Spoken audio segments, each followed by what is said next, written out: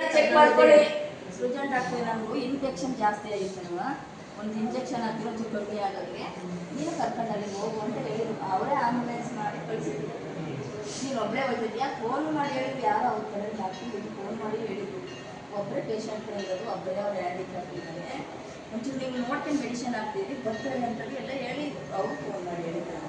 ಆಗ ಆ ಧೈರ್ಯದ ಮೇಲೆ ನಾನು ಬಂದ್ಬಿಟ್ಟಿಲ್ಲ ಅಂದರೆ ಮನೆಗೆ ನಾನು ಹೇಳಿದೆ ಡಾಕ್ಟ್ರಿಗೆ ಸಹ ಹಂಗಾದ್ರೆ ಕರ್ಕೊಂಡು ಹೋಗ್ತೀನಿ, ಇಲ್ಲಾಂದ್ರೆ ಮನೆಗೆ ಕರ್ಕೊಂಡು ಹೋಗ್ತೀನಿ ಸರ್ ನಾನು ಅಂತ ಅನ್ನೋದಕ್ಕೆ ನಾನು ಹೇಳಿದ್ದೀನಿ ಕರ್ಕೊಂಡು ಹೋಗಮ್ಮ, ಅರ್ಥ ಸುಸ್ತಾ ಇದ್ದಾನೆ, ಇದೆಲ್ಲ ಇನ್ಫೆಕ್ಷನ್ ಜಾಸ್ತಿ ಹಂಗಾಗಿ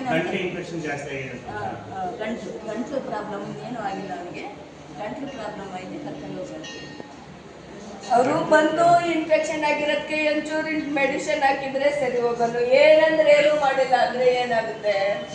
ಏನು ಡೆತ್ ಆಗಲ್ಲ, ಡೆತ್ ಆಗಲ್ಲ, ಆಗಲ್ಲ. ಇವ್ರು ಏನೋ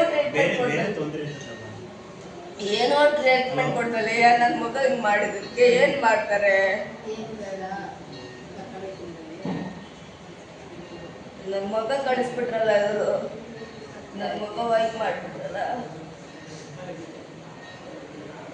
ಎದ್ದೇಳು ಕದ್ದ ಕದ್ದ ಏನ್ ಜನ ಬಂದಿಲ್ಲ, ಜನದ ಮಾತ್ರ ಕುಸಿದ ಏನು ಮಾಮೂಲಿ ಬರೋದು ಹೋಗೋದು ಆಗೋದಲ್ಲ. ಸುಸ್ತಾದ್ರೆ ಬೆಳಗ್ಗೆ